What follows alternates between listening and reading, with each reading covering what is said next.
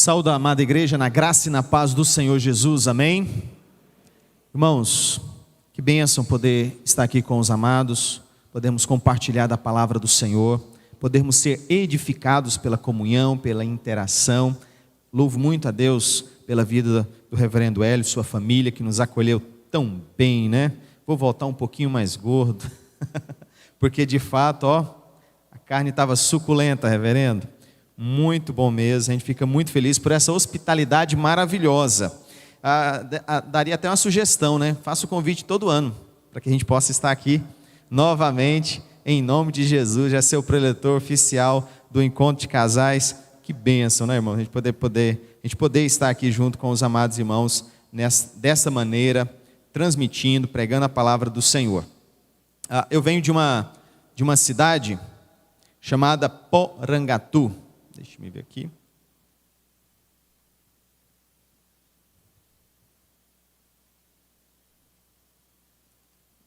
Passar os slides. Isso. Porangatu, irmãos, norte de Goiás. Uma cidade abençoada por Deus, porque me acolheu ali 16, 17 anos. Cidade que eu aprendi a amar. Cidade linda. Convido a todos os irmãos a irem ali, né, conhecer essa cidade. Eu sei que ela não é melhor do que Paraíso, né? Porque Paraíso, vamos respeitar, até o nome está dizendo, é o paraíso mesmo. Que Deus esteja abençoando de maneira poderosa a vida dos amados irmãos aqui na cidade de Paraíso.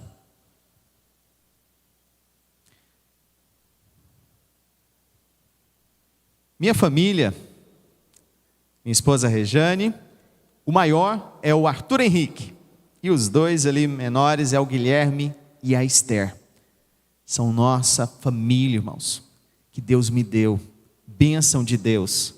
Hoje não estão podendo, todos os 5 presentes, né? Ficaram os 3, mas eu e minha esposa estamos aqui, agradecidos por essa oportunidade. Orem por essa família, para que Deus abençoe. Todas as vezes que nós formos pregar a palavra, discipular, aconselhar, ensinar, que nós possamos de fato levar a palavra do Senhor aonde Deus nos colocar.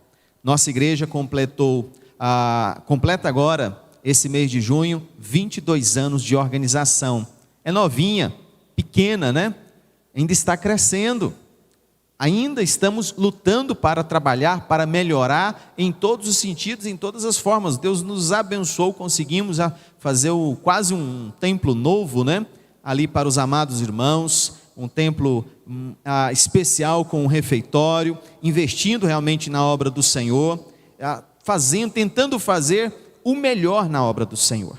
Deus nos deu a graça de alcançarmos muitas coisas ali na cidade de Porangatu, se tornando até mesmo referência para a cidade, para a região, em termos de igreja. E eu louvo a Deus por todos aqueles que oraram por esse ministério, para que isso fosse possível. É bênção de Deus para nós. Quando a gente coloca a nossa casa em ordem, é bênção de Deus. Vamos meditar nessa palavra? Isaías capítulo de número 38, dos versos 1 a 8. Para que nós possamos buscar, irmãos, colocar em ordem a nossa casa. Isaías capítulo 38, dos versos de 1 a 8.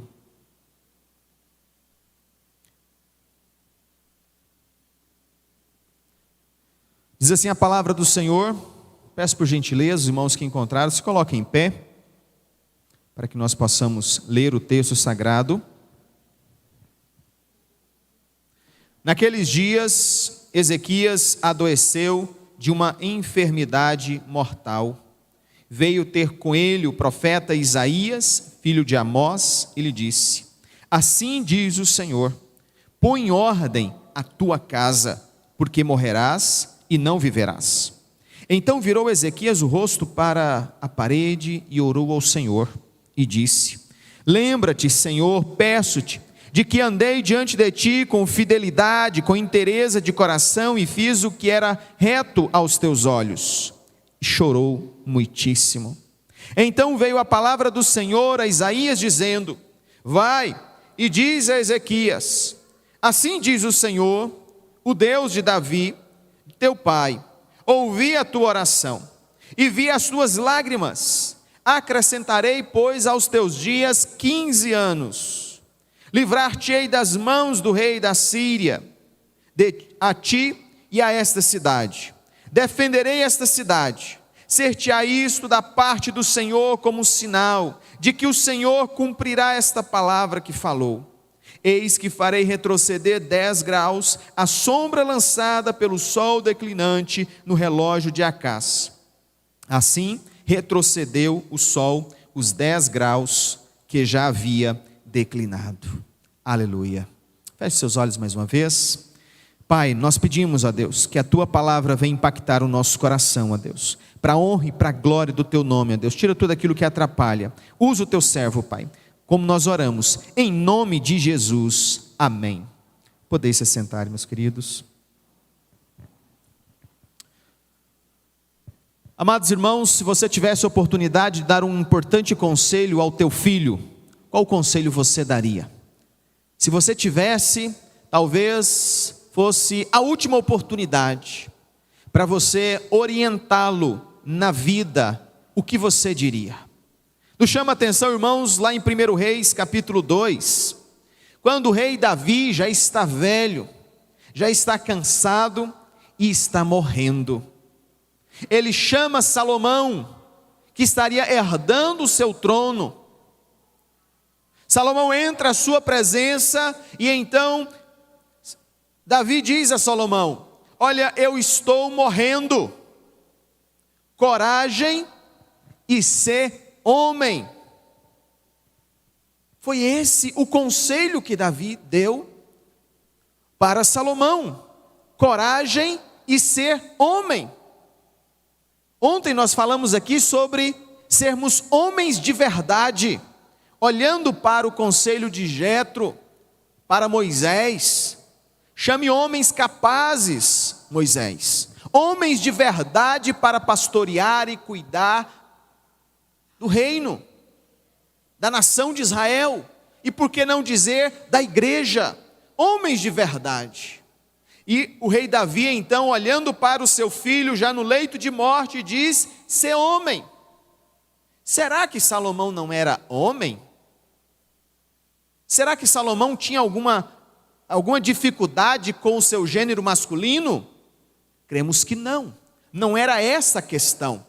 Mas o que Davi estava reforçando, o que Jetro estava dizendo para Moisés, é que um homem de verdade é alguém que é nobre, é alguém que é íntegro, é alguém que é verdadeiro, é alguém que é dedicado e esforçado na responsabilidade que ele assume.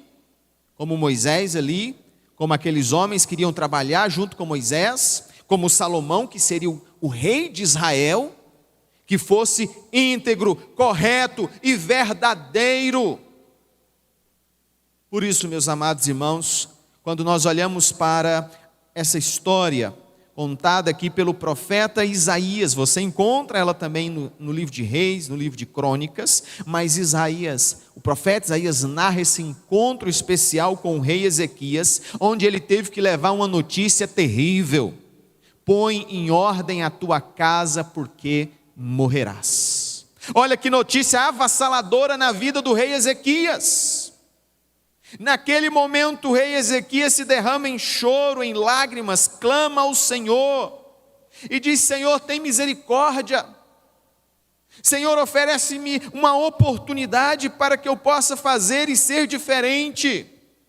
Então, quando o profeta Isaías estava na porta, saída da cidade, Deus fala com ele e lhe diz: volta lá e diz-lhe a ele que eu vou acrescentar 15 anos de vida, e para provar isso, vou demonstrar que os assírios não entrarão neste lugar, os assírios não virão contra você.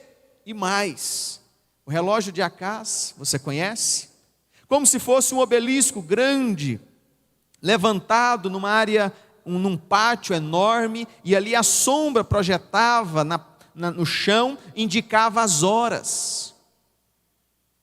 Na narrativa dos outros livros, o profeta Isaías pergunta para Ezequias: olha, para provar a palavra do Senhor, você quer que Deus adiante as horas ou retroceda as horas? E o rei então disse: olha, adiantar é fácil, de todo jeito vai caminhar. Retroceder, isso sim é impossível de ser feito. E naquele momento, Deus retrocedeu 10 graus. Amados, o que Deus fez naquele momento foi parar a terra e girá-la ao contrário. Cerca de 1 hora a 2 horas. Ou seja, Deus fez um movimento em todo o planeta, retornando o movimento de rotação da terra para que a sombra que ali estava sendo projetada voltasse para, por exemplo, se era 6 horas da tarde, voltasse para as 5 horas da tarde. Algo incrível estava acontecendo ali. Deus estava mostrando para o rei Ezequias: não tenha dúvida do meu poder sobre a sua vida. Mas nós queríamos meditar nesta grande missão que o profeta Isaías trouxe para o rei Ezequias, quando disse: põe ordem à tua casa, porque morrerás e não viverás. Sabe o que nós vemos de início, irmãos? É que nós somos limitados. Os nossos dias são limitados. Nós temos prazo de validade. É isso o que claramente o profeta Isaías está dizendo para Ezequias, é que nós somos limitados, nós temos prazo de validade. Vai acabar. Chega um momento que acabou, e para o rei Ezequias, o momento era aquele. E na nossa vida também. Nós temos um prazo, nós temos um fim. A questão é: será que a nossa casa está em ordem para que nós possamos nos encontrar com o Senhor? Vindo para cá, nós recebemos a notícia. Mais uma pessoa muito conhecida na cidade de Porongatu, importante, faleceu. O senhor ficou sabendo, pastor? Elias Alves. Uma pessoa conhecida de toda a cidade, fora um grande deputado estadual também, cidade de Porongatu, Júlio da Retífica. A gente não esperava. Quando você pensa que não, fica sabendo, não, inclusive já até enterrou. Porque é tudo muito rápido. Como que essa pandemia tem mexido conosco, com os nossos sentimentos, mas ela também tem nos ensinado muitas coisas. A nossa casa precisa estar em ordem, porque nós não sabemos quando Deus nos chamará, quando será a nossa vez. O fato é que nós somos limitados e nós precisamos estar atentos. Então o que nós podemos fazer, meus queridos, se não nos alimentarmos da palavra do Senhor intencionalmente, ou seja, buscar nela o alimento diário todos os dias, para que ela nos ensine, para que ela nos socorra, para que nós possamos intencionalmente buscar o alimento na palavra do Senhor. Muitos ficam buscando alimento em outras coisas, em filosofias, em trabalho, em dinheiro, em poder, mas estas coisas não traz o mais importante, a nossa vida com Deus, a nossa comunhão com o Senhor. Então nós precisamos da palavra de Deus para alimentar intencionalmente, ou seja, eu vou abrir a palavra com o desejo de ser alimentado. E mais, eu preciso honrar a Deus obedecendo corajosamente. Honrar a Deus obedecendo com coragem. Porque quando eu vou alimentar da palavra do Senhor, eu vou ler coisas que vão tocar no meu coração. A mensagem que diz perdoa. A mensagem que diz ame. Ore por ele. Eu sei que ele não gosta de você, mas dobre os joelhos e ore por ele. Então essa mensagem vai impactar o nosso coração. E aí, mais uma vez, nós vamos precisar honrar a Deus corajosamente, dizendo: Senhor, meu coração não quer, mas eu não vou obedecer o meu coração, eu vou obedecer a palavra do Senhor. E perdoar, e amar, e orar, e trabalhar, e ensinar os valores de Deus no coração dos seus filhos, da sua esposa, do seu marido. Ensine os valores de Deus para a sua família, para o seu lar, como nós estudamos um pouco ontem, como nós vimos hoje um pouco pela manhã. Quando nós estamos sendo desafiados, cada um, os pais zelarem pela vida dos filhos, os filhos zelarem pela vida dos seus pais também,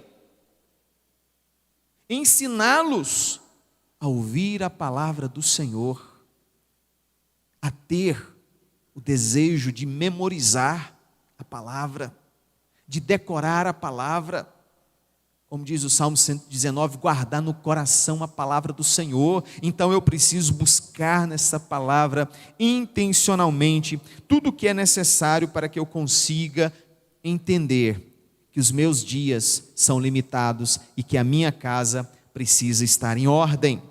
Mas algo também que nós podemos retirar desse texto, dessa mensagem, é que o nosso passado não garante um futuro abençoado. Por mais que até hoje você tenha sido uma pessoa livre de problemas, de dificuldades, e você olha para o seu passado e diz: nossa, como que Deus tem me abençoado até aqui. Mas veja bem, isso não garante que daqui em diante vai continuar sendo da mesma maneira. Então eu preciso estar preparado para isso. Veja o que acontece na vida do rei Ezequias. No seu grande reinado, um dos reis mais conhecidos, que empreendeu grandes reformas na casa de Deus. Ele fez muitas coisas boas e maravilhosas, mas chegou um momento que Deus disse para ele: olha, o seu fim está se aproximando. O seu fim está se aproximando. Ou seja, havia chegado o fim. O que ele iria fazer naquele momento? O que ele poderia fazer naquele momento? Ele vai orar ao Senhor. Muitos reis daquela época, daquela geração, daqueles tempos, quando ouviam o profeta dizendo uma palavra que não os agradava, o que eles faziam? Mandava o profeta ser preso, mandavam prender o profeta, não aceitavam a palavra daquela. Mas esse rei, ele vira o rosto para a parede.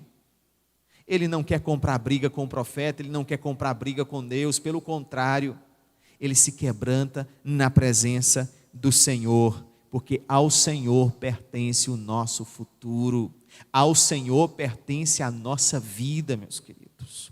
Ele foi clamar ao Senhor. Talvez se você recebesse um diagnóstico como esse: olha, a sua vida está no fim, o que você faria? Iria curtir o mundo? Iria para as baladas da vida? Iria fazer tudo aquilo que o seu coração sempre teve vontade, mas você nunca, ali sempre muito reprimido por causa dos pais, por causa da esposa, do marido, ou por causa de alguém que você gostava muito, e agora você simplesmente decide acabar com essa repressão no seu coração, e agora quer fazer tudo aquilo que o seu coração sempre desejou? O rei Ezequias vira para a parede e ele vai orar. Ele vai clamar ao Senhor, ele vai buscar diante do Senhor a direção para a sua vida, para a sua vida. E há momentos, muitos momentos bons na nossa vida, mas há momentos maus também. Se havia prosperidade e riqueza na vida de Ezequias, agora ele estava diante de um grande desafio, pois estava chegando diante dele, da nação de Israel, um grande império, o reino da Síria, que vinha com força, com capacidade de matar e destruir a todos ali. E nessa circunstância de problemas, é que nós precisamos meditar também nesse terceiro momento importante para nós. Não murmure quando os inimigos baterem a porta. Meus queridos, os inimigos vêm, eles batem a porta. Porque naquele momento, naquela situação, quando o rei Ezequias recebe aquela notícia, ele já tinha um outro grande problema. O rei da Síria estava vindo com um grande exército, conquistando várias cidades, vários reinos, e vinha para destruir aquela cidade, para entrar em Jerusalém. Talvez Ezequias pudesse orar e dizer: Senhor, mas por que, Senhor? Os inimigos estão vindo, e agora, Senhor, o que eu vou fazer?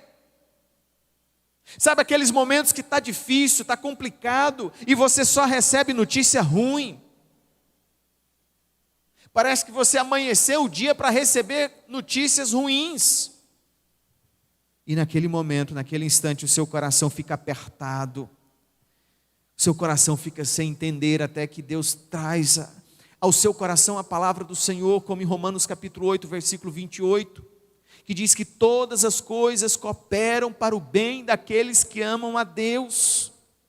E você se agarra, se apega a essa mensagem para tentar dizer: Senhor, eu não entendo, mas eu sei que de alguma maneira isso coopera para a glória do Senhor, para o meu bem, para o bem da obra do Senhor, do reino do Senhor. É acreditar, meus queridos, é ter fé. O escritor dos Provérbios, no capítulo 33, verso 17, ele vai dizer: o cavalo não garante a vitória a despeito da sua grande força. O cavalo não garante a vitória a despeito da sua grande força. Ele estava falando daquilo que era mais poderoso da época, daquilo que era mais forte da época. Nós poderíamos dizer hoje, como vimos recentemente em Israel, um grande sistema antimíssil que protegia a cidade de Jerusalém, um sistema extremamente bem elaborado, caríssimo, onde muitos israelenses, com os barulhos das sirenes, continuavam a vida normalmente, porque eles estavam confiando no sistema antimíssil do seu país. Então é como se Deus dissesse: olha, não confie nesse tal domo de ferro, ou a cúpula de ferro, confie no Senhor. O Senhor é o nosso protetor, o Senhor é a nossa segurança. E sabe o que é que aconteceu com os inimigos? Os inimigos que estavam vindo, cerca de 200.000 soldados, numa única noite, quando eles estavam dormindo no acampamento, se preparando, se organizando para entrar em Jerusalém, Deus cumpre a palavra dita ao rei Ezequias e envia um único anjo, que passa aquela noite no arraial dos assírios, e 185.000 soldados são mortos. Eles retornam, o restante que sobrou, retornam para o seu país, e quando o rei chega lá no seu país, na sua cidade, no seu trono, um dos seus filhos o mata. Simplesmente aquele império desmorona, o rei morre, todos os soldados morrem, porque Deus disse para Ezequias: o rei da Síria não entrará nessa cidade, eu protegerei vocês. Amados, é o poder milagroso de Deus para proteger as nossas vidas. É por Ele, é nele que nós precisamos nos lançar, é nele que nós precisamos buscar. Sim, Deus irá proteger o nosso lar, a nossa família.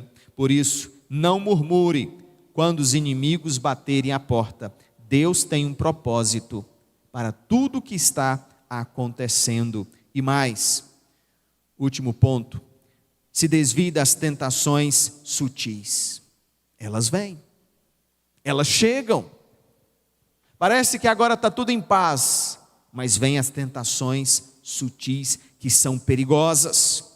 Ezequias, por exemplo, podia ter tentado ali, ele achou que a vitória sobre a Síria, talvez era porque ele era muito próximo de Deus, ou porque Deus viu nele como uma pessoa muito especial, diferente. Não necessariamente.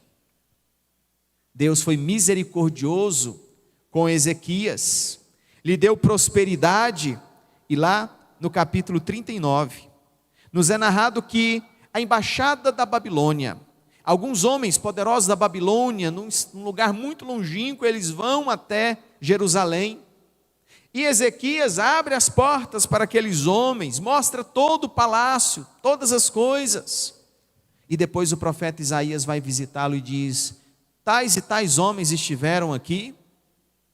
E o rei diz: sim, estiveram. E porventura você mostrou alguma coisa para eles? E o rei Ezequias disse: sim, eu mostrei tudo. E então o profeta Isaías vai dizer para ele: olha, porque você fez estas coisas sem consultar ao Senhor, permitindo que estes homens entrassem aqui, eu te digo que no futuro estes mesmos homens entrarão nessa cidade, entrarão nessa casa e destruirão todos vocês. Destruirão todos vocês. Amados irmãos, era como se o profeta Isaías estivesse dizendo para o rei Ezequias: você abriu uma brecha para os inimigos. Os inimigos vieram e mapearam toda a cidade. Os inimigos vieram e verificaram todo o benefício de entrar e invadir Jerusalém, porque eles viram o ouro que vocês tinham. Os monumentos, as pedras preciosas, eles virão depois para saquear tudo. Amados irmãos, na vida do rei Ezequias, o elogio daquela embaixada, daqueles homens que vinham até ele com elogios, era uma tentação sutil, pois o inimigo queria algo contra ele, mas ele abriu as portas, e quando se abre as portas para o inimigo, é um grande perigo. Portanto, nós precisamos estarmos atentos ao que está acontecendo ao nosso redor, pois muitas pessoas deixam brechas abertas, e por estas brechas, vêm as brigas, as divisões, os problemas, as palavras malditas, coisas das quais depois você tem que lutar e se esforçar tanto para dizer: olha, não era bem isso que eu quis dizer, por favor me perdoa. Mas depois que você fala, nossa, já fica uma marca, é difícil tirar. São brechas que você deixa aberto. E aí, como voltar? Como consertar essa situação? A história do rei Ezequias vem nos mostrar, meus amados irmãos, o quanto Deus, na sua graça, na sua misericórdia, Ele nos ensina coisas fantásticas e maravilhosas.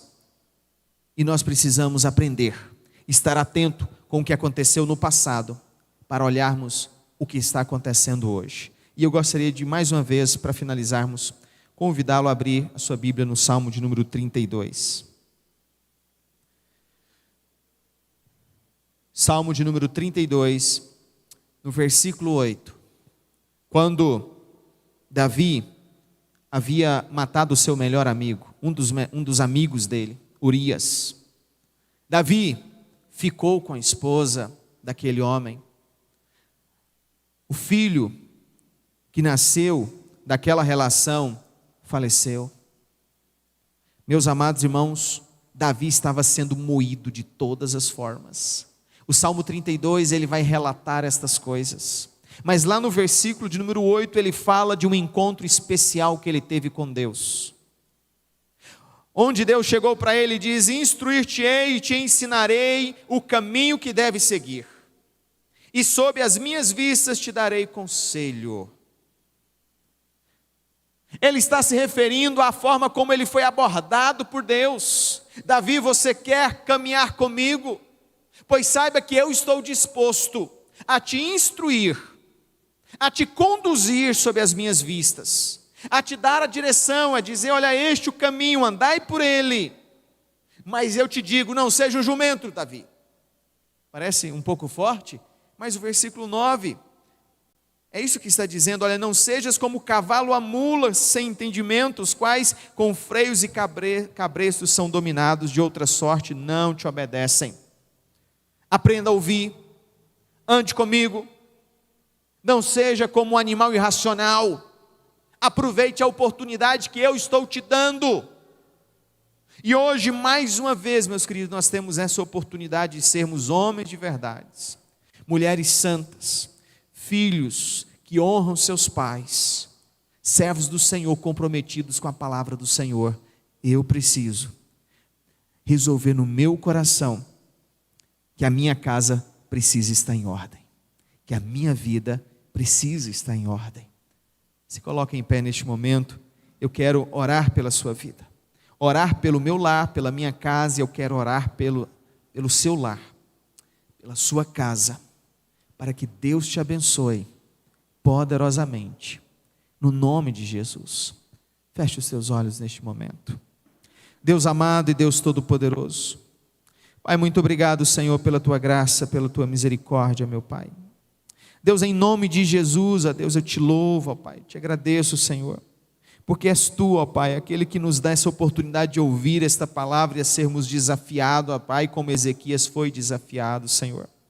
Ó Deus, mesmo que nós não tenhamos tempo, ó Deus, de explanar todas as implicações, ó Pai, desta história, Pai, mas eu sei que cada um aqui entendeu, ó Deus, que o nosso tempo é limitado, ó Pai, que nós precisamos colocar em ordem, ó Deus, a nossa casa, pois nós não sabemos quando o Senhor irá nos chamar, que situações difíceis acontecem, mas eu não posso murmurar, eu devo confiar no Senhor, eu devo orar, eu devo buscar ao Senhor, eu devo desviar das tentações sutis, daquelas que vêm para enganar, para distrair, para prejudicar.